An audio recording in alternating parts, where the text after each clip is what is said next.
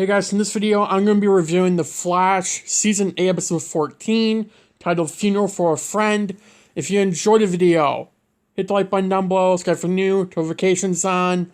We're going to get right into the video. So, it opened up in jitters with Chester looking at the drink menu, and we saw the Kid Flash drink and the Killer Frost drink.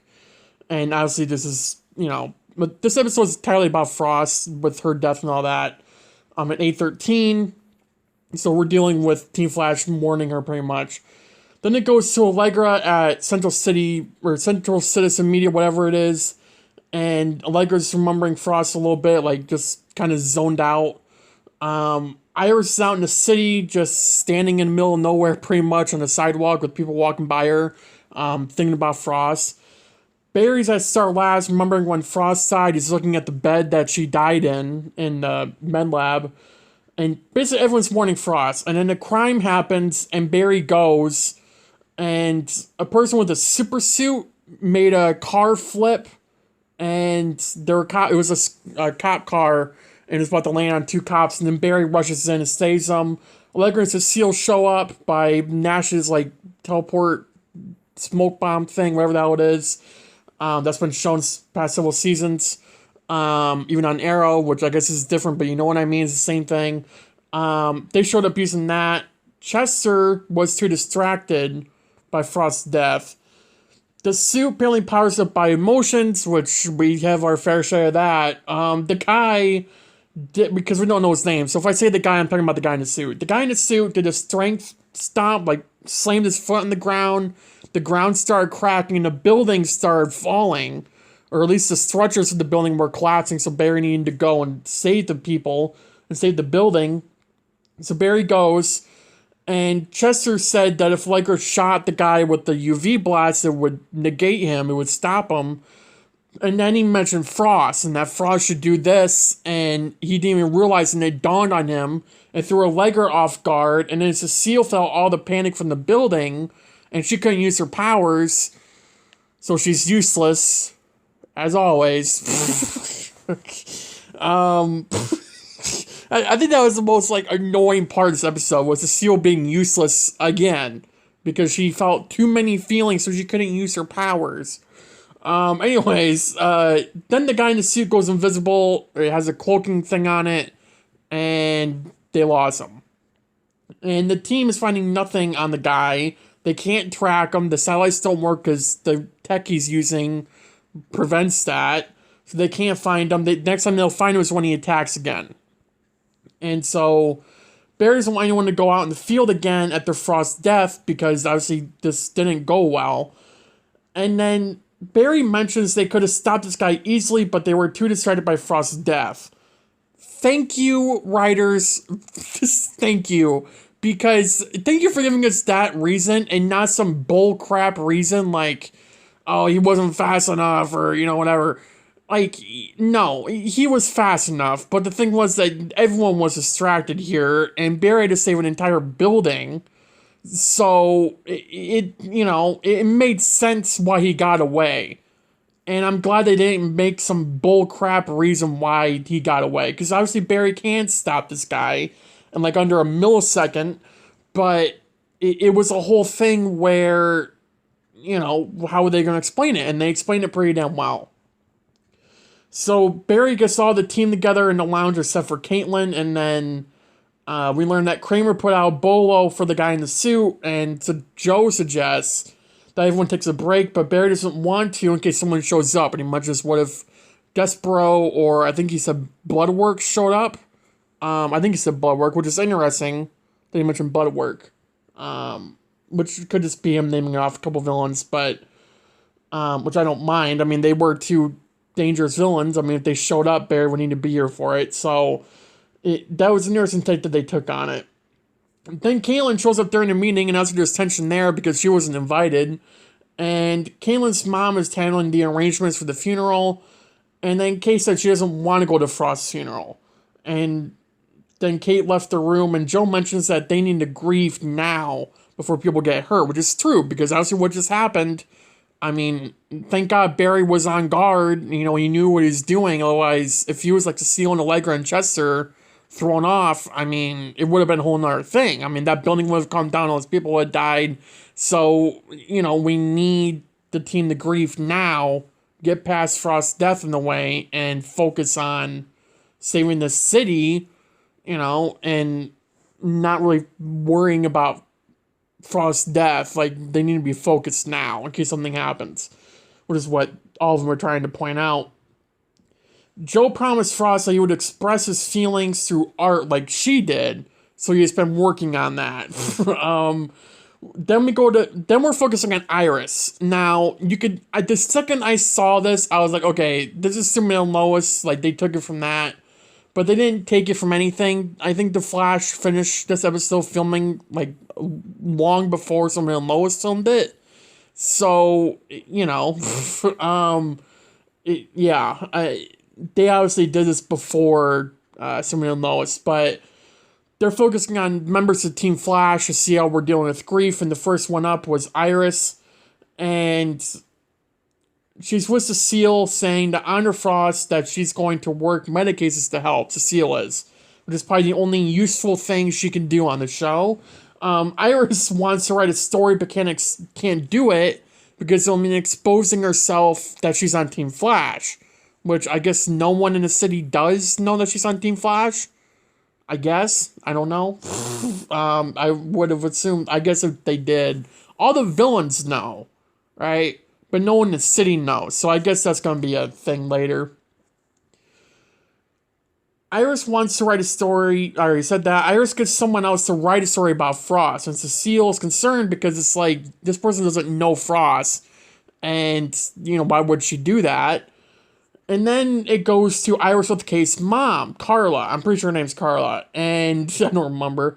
And for opinions on the story, and case mom mentions that this is written by someone who didn't know Frost. She knew it right away. And that it should be written by Iris, who knew her more than the majority of anyone on the team. Or even Carla, because, Iris knew her more than this person did. But Case Mom didn't go to meet with Iris for the story. She went there to see how Iris is doing.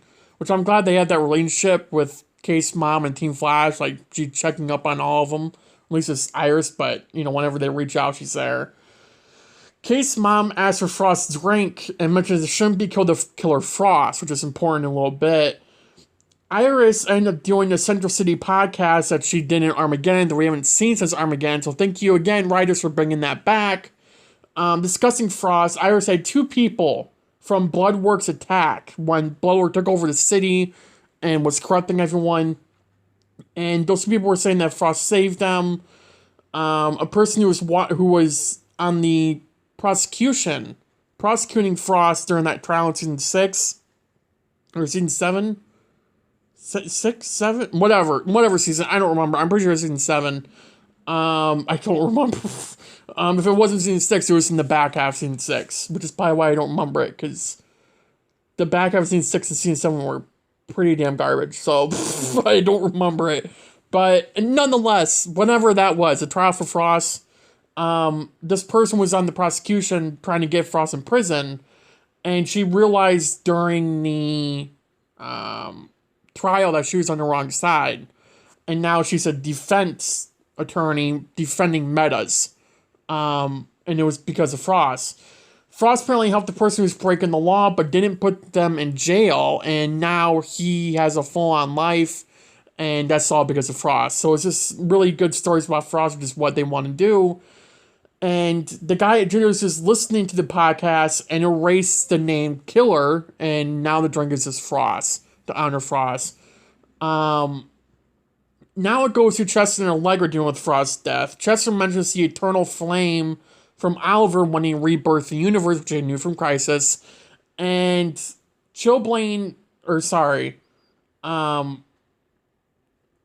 Barry came in for like 2 seconds.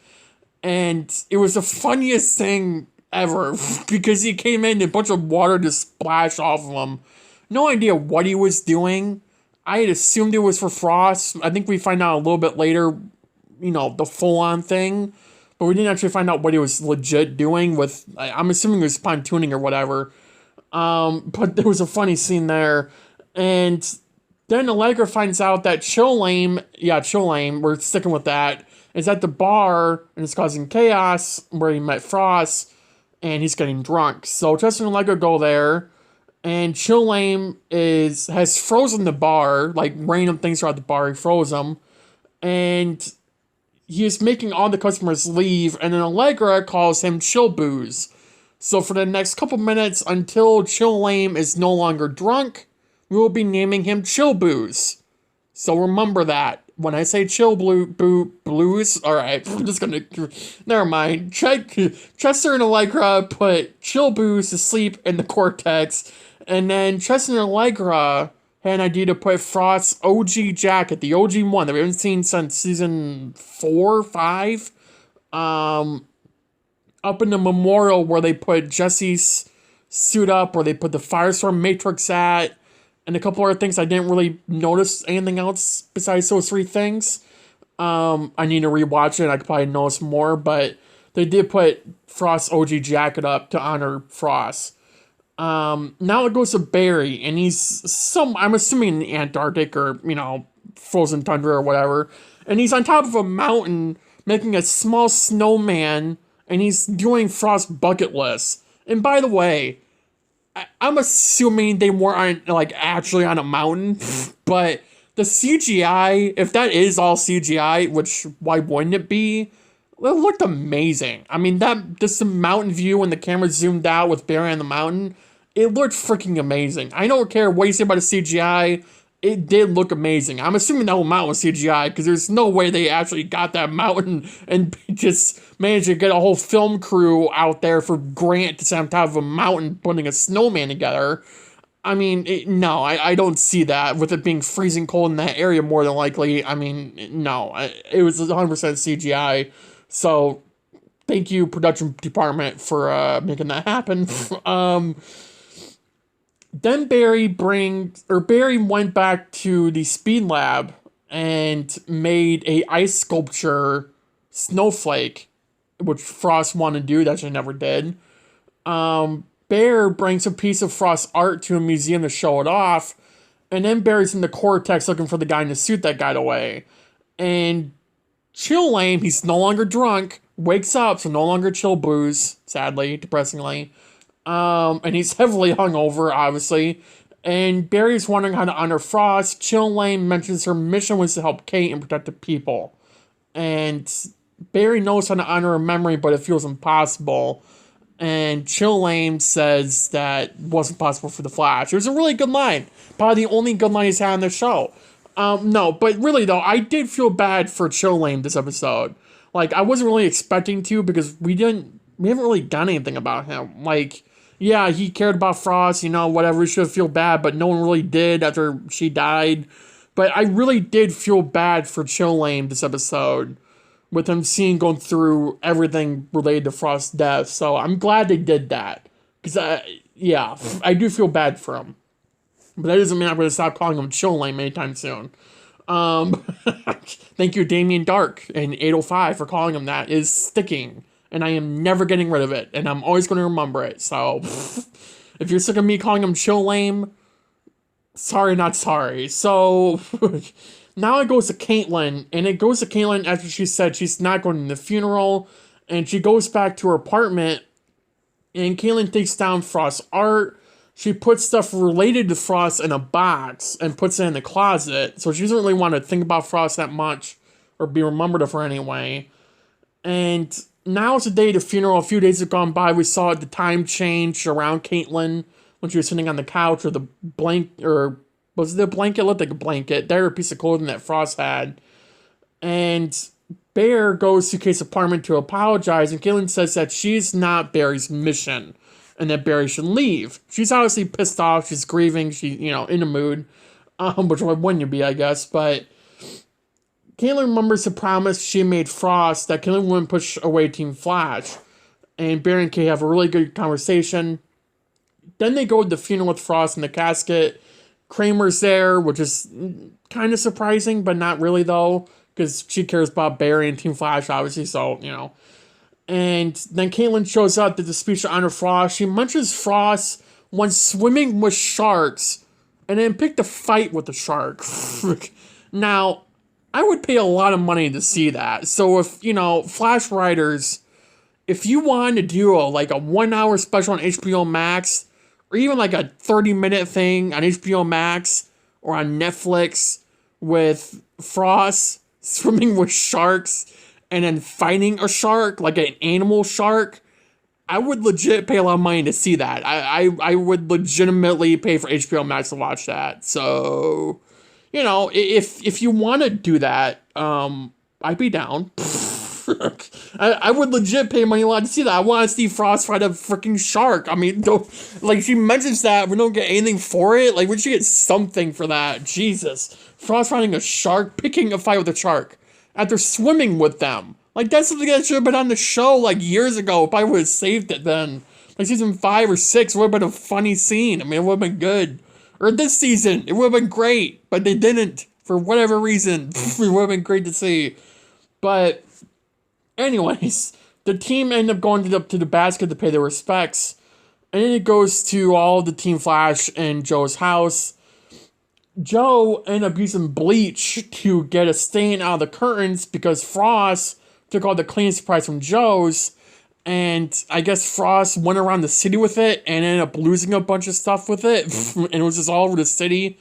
And Chester mentioned Wild Dog, which I'm glad we're mentioning other people here. And then Barry, all Team Flash gets an alarm saying the guy in the suit is back. Barry takes a Liger as a seal to get the guy, and we don't see the guy for this episode, but they obviously stopped him. And then Joe mentions that he wants to hear more stories about Frost and Caitlin. And then Caitlin calls Chillame and asks him to meet her at her place. And Caitlin goes, Chillame's already there. They go into their apartment, and it's no longer a home. This is a full-on laboratory here. And Caitlin, quote-unquote, borrowed or stole a geosequencer. Now, Caitlin is trying to bring back Frost and wants Chillame to help. Because she knows no one will be on board for it. So she's legit trying to bring Frost back. Which would be interesting considering we just had a whole entire 2 episodes about Frost's death. I would really appreciate it if we didn't. I mean, the Frost death wasn't as emotional because we have Caitlin. If they brought Frost back, I mean, is it really worth it? I don't see a point in bringing Frost back. It makes 0 sense to me. I mean, if it was just going to be Caitlin as Caitlin and Frost, or maybe she gets Frost powers, I wouldn't mind that.